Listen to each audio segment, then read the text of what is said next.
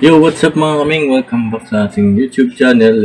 For today's video, mag-unbox tayo or magsiset up tayo ng piso wifi antena dito sa ating lugar. So, nagbumili ako ng antena para madagdagan yung ating wifi coverage para medyo lumawak at matuwa yung ating mga customer.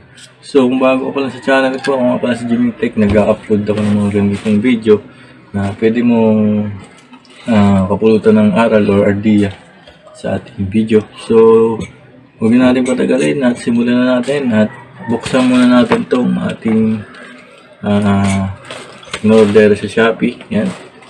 Kung gusto nyo bumili, nasa description yung link. Click nyo na lang. Nabili ko siya sa halagang 1,533. Ang original price nito ay 19. So, nakalist ako ng 400 something. So, okay. Unbox muna natin para makita nyo kung ano ba itong in-order ko. Okay, let's go!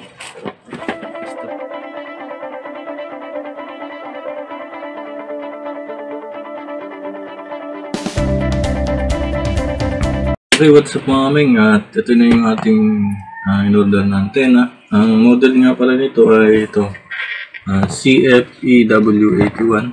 So, may dalawa tong klase. Merong CFEW85 na merong 5 GHz.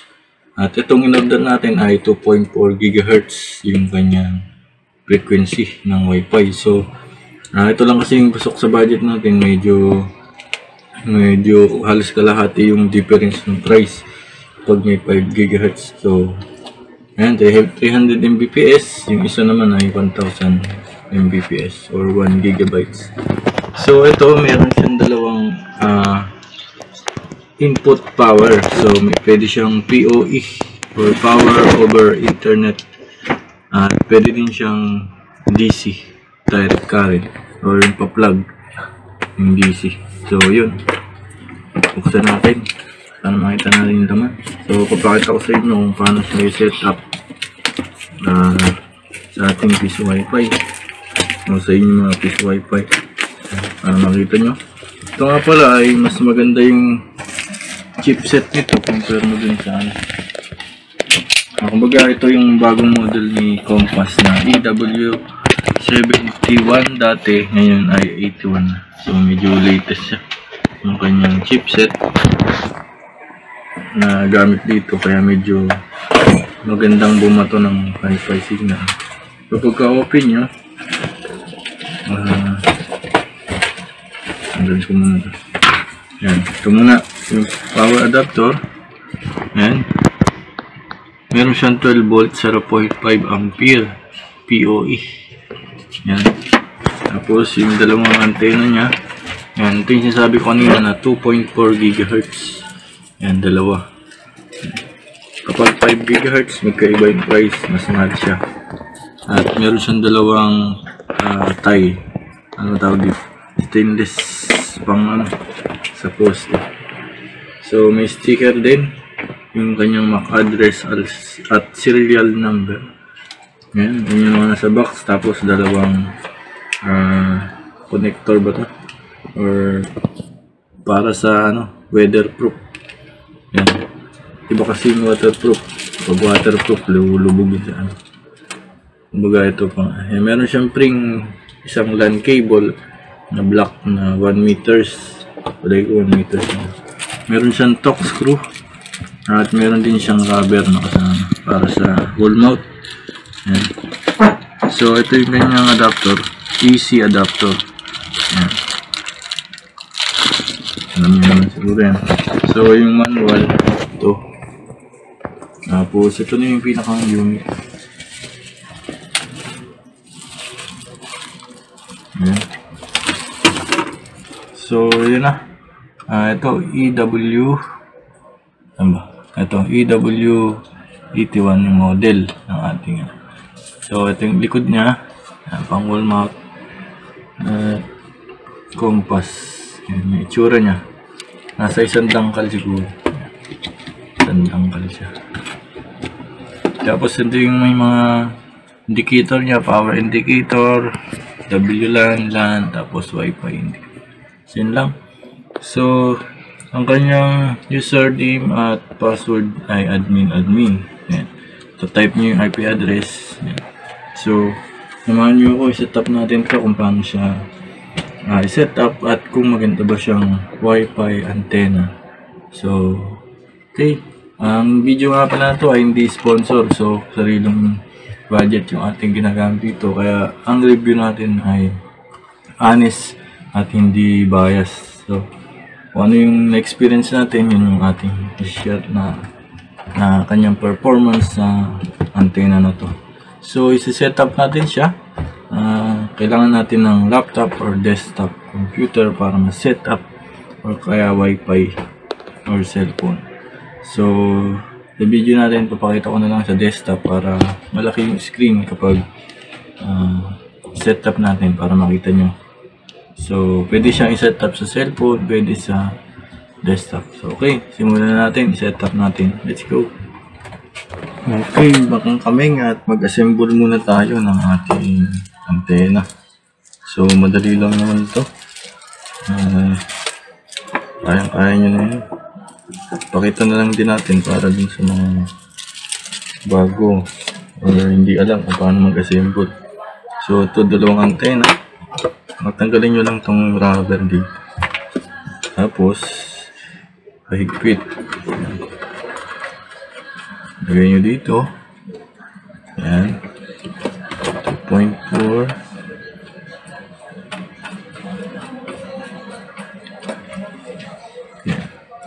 Dapat mahigpit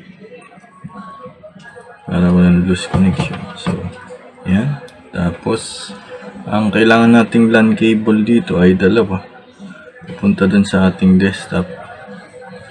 Yan. So, ito yung ating LAN cable.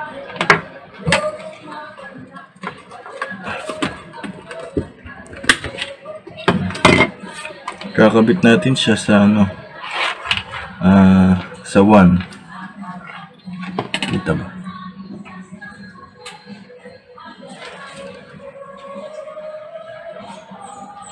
Wala ako nakikita. Ayan. Sa 1 dito. Mayroon siyang tatlong port. Dalawang LAN, 1 tsaka 2. Ito ay 1 port. Ito naman ay DC input. Ayan. Dalawa kasi yung input power niya. Pwede nyo siyang buhayin gamit ang DC input. So, ito namang WLAN. Ito yung sa PoE. Kahit sa LAN, pwede din yan. Ito naman yung button niya, reset button. Pag gusto nyo siyang i-reset, para bumalik siya sa dating default. Okay? Ilalagay ko sa 1 yung ating lock. Yan, yung kasama sa ating antenna or sama pag binili. So, ito yung kabilang dulo. Yan, papunta dito sa PoE. Yan. PoE. Yan. Yan, kasi siya yung magpa-power. Pagka yung power niya from dito sa AC, yan, yung AC plug, nakabit nyo lang dito. Yan, para maintindihan nyo. Power over internet. Ibig sabihin, siya yung magpa-power, papunta dito. Magpa-power nitong antenna na to. Kagandahan sa kanya, pag nasira ito, pwede nyo siyang buhayin dito. Yan. Salpakan nyo na lang ng LAN para kumonek sa PCY. So, ganun lang. At proceed na tayo sa ating desktop. Okay mga kaming, na-set up na natin yung ating antenna. So, ang ginawa nating setup, yung block papunta sa PoE. Yan.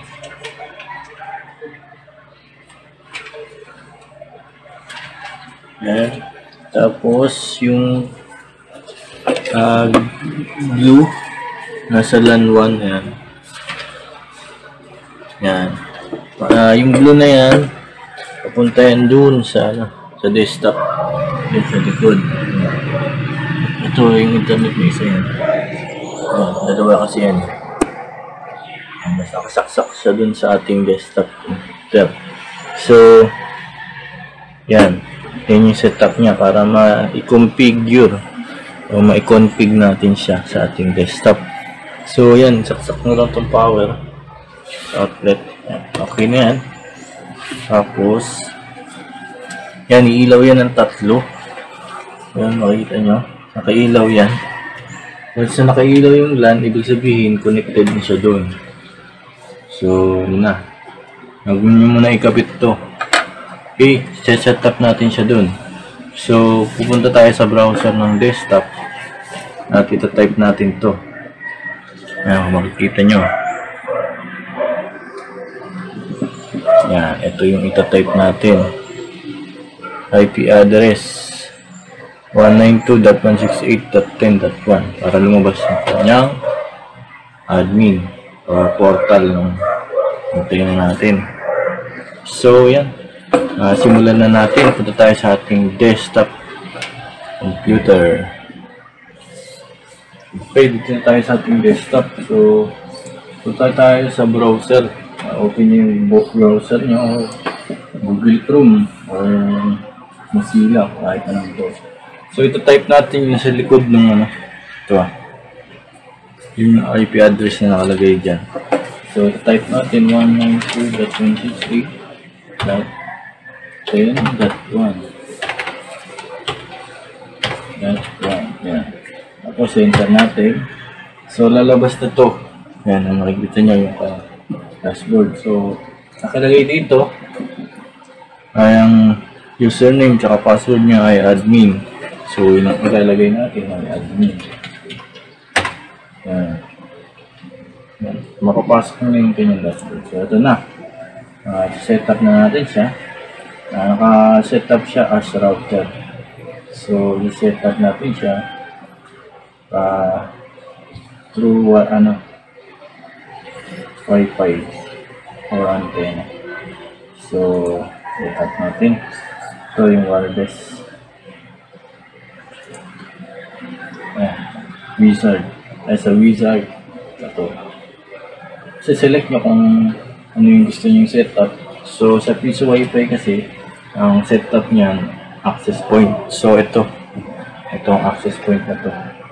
Yan, makikita nyo yan. Click nyo lang yan. Yan. Tapos, sa labas ng IP address. Tapos, next nyo na lang. Itong SSID, ito yung pangalan ng Wi-Fi. So, piso Wi-Fi nyo. Bahala na kayo kung ano ilalagay nyo dyan. So, ang aking nilalagay dyan ay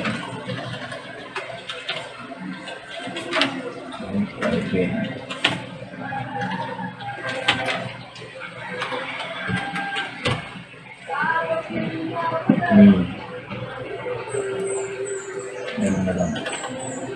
So, pag sa piso Wi-Fi, hindi siya nilalagay ng password kasi automatic lang yan. Walang password. Country. Yan. So, pili na lang kayo kung ano gusto nyo. Siguro Europe na lang. Or USD. Yan. Pwede sa inyo. China. Yan. Dito bandwidth. May dalawa siyang option. So, 20 tsaka 40 megahertz. So, hindi ko na babaguhin siya. 20 na lang. Kasi yung channel niya ay lagyan natin sa 6. And may channel type. Pwede nyo naman i-auto to o pwede din hindi. Para sa akin kasi gusto ko siya nakaselect lang para hindi mag-congested yung mga frequency na megahertz. So ito, may ilang yan. Lagyan natin sa 6 or 11. So pipili kayo 1, 6 saka 11. Yan kasi yung hindi gaanong congested kapag 2.4 GHz. Pwede kasi sa 6. Next nyo na lang. Then finish. Yan. Hintayin nyo na lang ma-confirm now. Waiting na lang tayo mga 3 minutes. Tapos, pwede na natin siya magamit sa ating PCY5. Okay. Ito, marami pa rin option tong antenna na ito. Gusto nyo na i-limit, IP limit, pwede. So, siguro sa ibang video na lang. Gusto nyo gawa natin ng video. Ayan. Ito yung memory niya. 58%. Ayan. Isa pa lang nakakonect. So, access static. Ayan. CPU utility. User number. Saka ng system. Ayan. User. Kita nyo din dyan. May bilan din ito mga kanya. Ready na din siya for bilan tag. Ayan. Kapag LPB, ang bilan tag niya ay 14. So, sa akin hindi ko siya ibibilang. Kasi iba yung setup ng akin.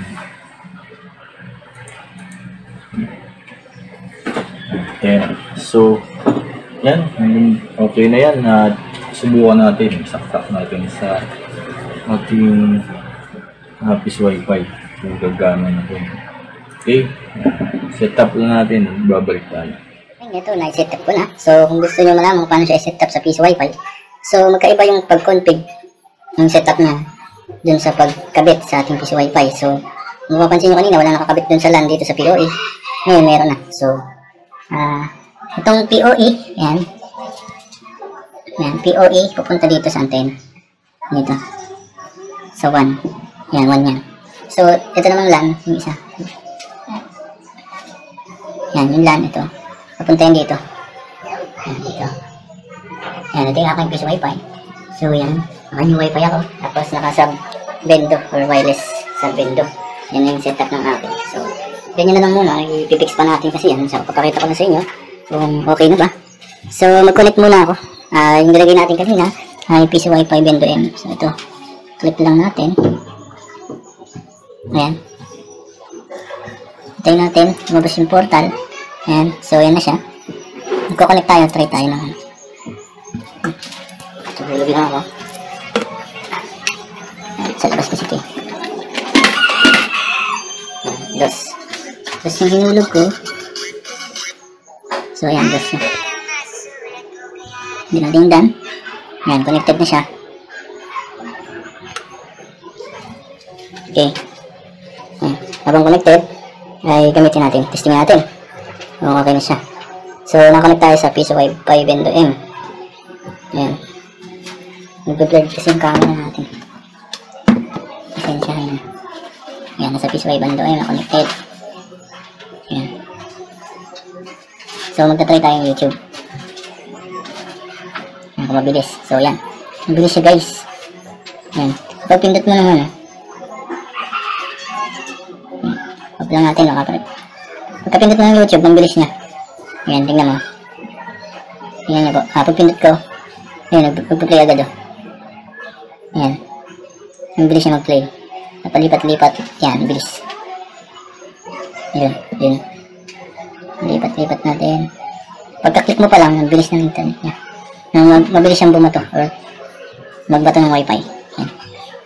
May napansin lang ako, mabilis siya. Compared dun sa maganda siya. Yung bato. Ewan ko lang pag malayo. Hindi ko pa kasi matatesting. Sa EPW 110 yan. Dalawa kasi yan. So, pangatlo na itong ating sorry, nag-blurred. Yung ating antenna na to. Ayan. Tingin ko naman maganda siya kasi pag-click mo dito, ito-play agad Ang bilis. Ang bilis mag-play. Ayan. Pag-click mo, loading agad. Ayan. So, yun. Successful yung ating setup. So, hanggang dito ang ating video. So, kung nagustuhan mo yung video natin, ayan, like, share, and subscribe kung bago pa sa channel ko, and hit mo yung notification bell para ma-update ka kung may mga bago tayong YouTube upload videos. So, hanggang sa susunod nating video, siguro sa part 2 na lang yung ating pag-test ng range ng antenna na to or access point. Ayan. So, sa susunod na video na lang kasi set up ko pa yan. At sa labas, medyo nasa 60 meters yung layo. Okay. At hanggang sa susunod na video, thank you sa inyong panonood and goodbye and God bless mga men. Thank you for watching.